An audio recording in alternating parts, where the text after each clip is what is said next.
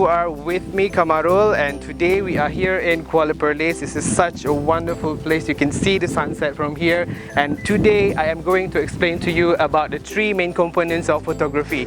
That is aperture, shutter speed and ISO. These three main components of photography will make you a professional and will not just making you taking the picture but making it. Alright, so what is it that we are going to talk about?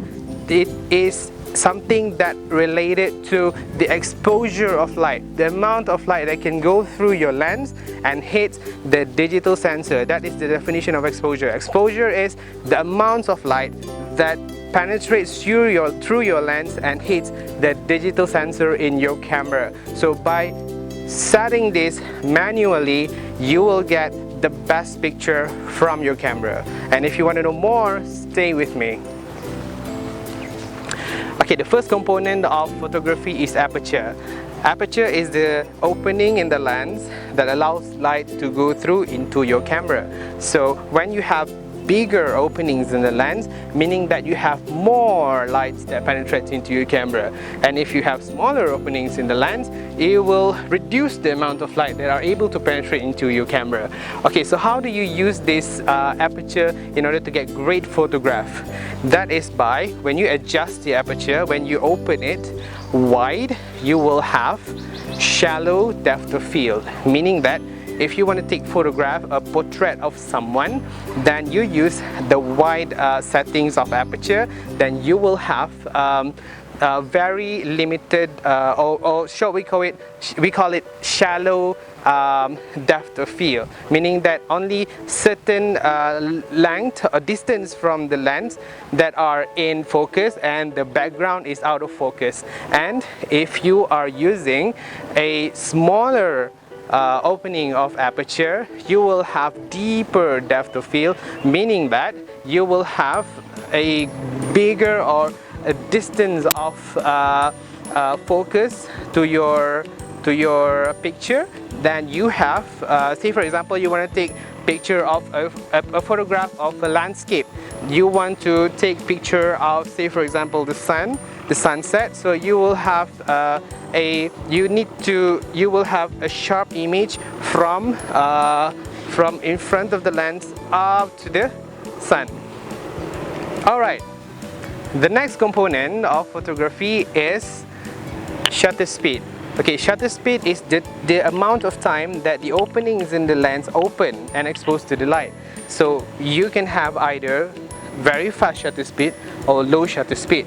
So when you have high shutter speed, meaning the openings only open just for a moment, it's less than a second, meaning that you will have you are able to stop a motion, meaning that, say for example, you want to take a picture of the wave or a racing car pass through the lens. So when you use a very fast shutter speed, you will be able to stop the movement of the car as if like it's a standstill picture, it's a standstill car.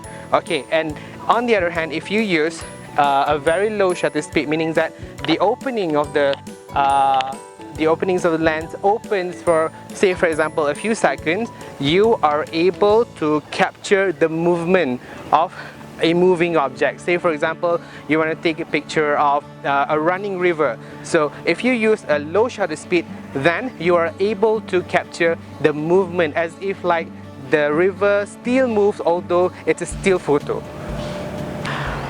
Alright, the final components of photography that you need to master if you want to be a professional in making a picture is ISO. ISO is the sensitivity of your camera towards light, of the digital sensor in your camera towards light, meaning that you can adjust the sensitivity of your digital sensor in your camera in order for you to produce pictures in extreme lighting conditions. Say for example, you want to take picture in a very dark place.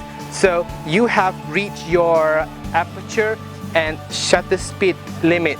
So the last thing that you can use to produce a very wonderful picture in that lighting condition is ISO. ISO, when you increase the ISO, meaning your camera will be very sensitive to light.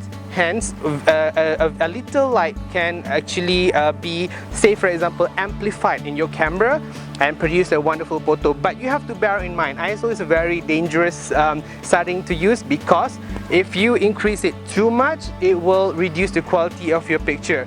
Because by using the ISO, or by changing the value of ISO, or by enhancing the value of ISO in your camera setting, it will produce you a rather grainish picture. Alright, so it reduces the quality, but in certain condition, it's somehow or rather acceptable if you are taking a very